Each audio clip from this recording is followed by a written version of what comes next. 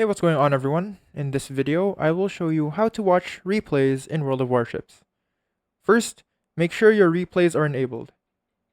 Open your game and go to settings, and then check if Save Battle Replays is turned on.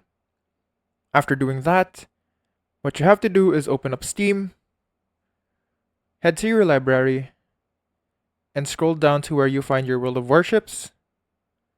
What you have to do next is right-click, go to Manage, and then click on Browse Local Files.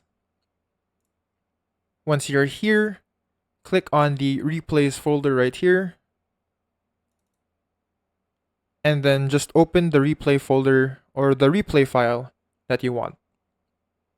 So for the replay controls, spacebar makes you play or pause the replay, insert fast forwards the gameplay, and then delete slows down the gameplay.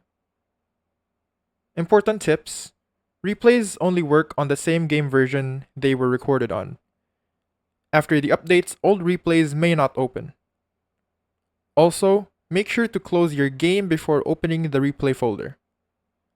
And that's it. Now you know how to watch and control your World of Warships replay.